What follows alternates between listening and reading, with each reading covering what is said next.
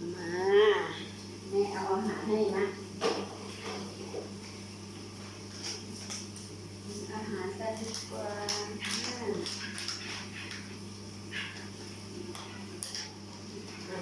ปลากระเป๋าปลากระเป๋าเดี๋ยวนี้ปลากระเป๋าอันนี้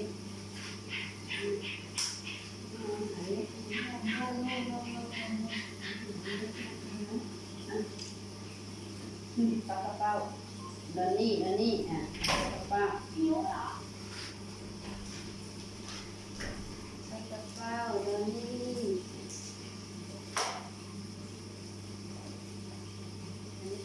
สาหร่ายปลากระเป๋า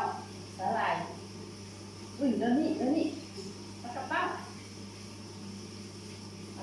อันนี้ปลากระเป๋ามันแม่ปลากระเป๋านี่ปลากระเป๋านี่ปลากระเป๋าเดี๋ยวนี้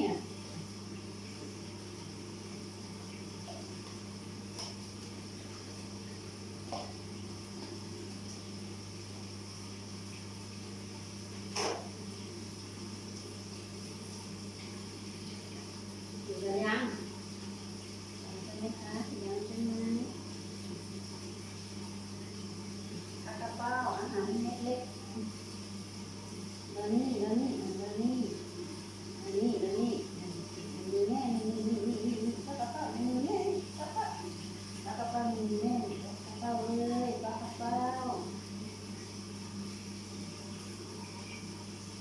ปลากระเป๋าอันนี้แม่ปลากระเป๋ามองเห็นไหมลูกนี่ในมือแม่ปลากระเป๋านี่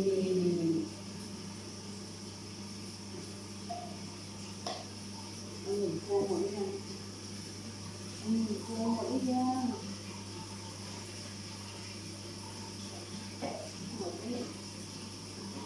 หมดเลยเนี่ยนี่ซื้อเอาหมุนพวงมาเหรอเอาหมุนพวงหมดแล้วเนี่ย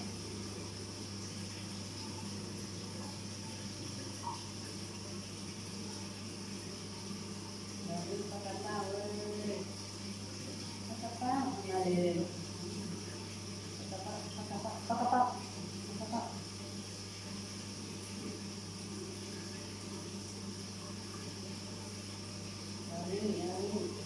ป๋านี่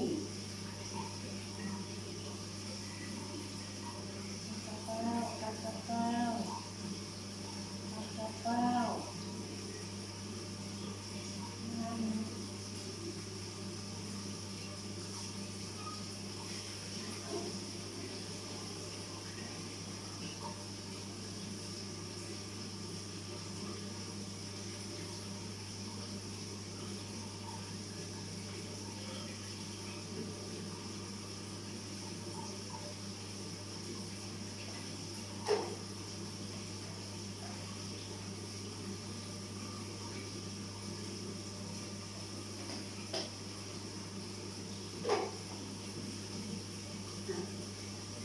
อันนี้ปลากระเป๋านี่ในมือแม่นี่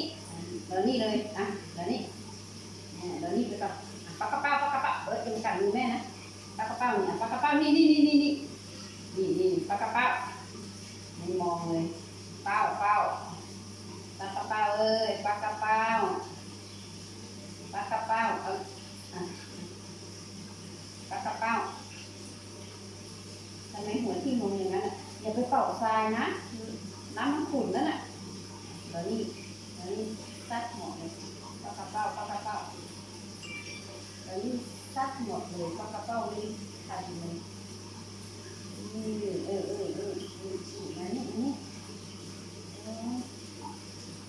ปลากระเป๋าปลาพยาบาลขี่หลังด้วยปลาพยาบาลขี่หลังปลากระเป๋าเลย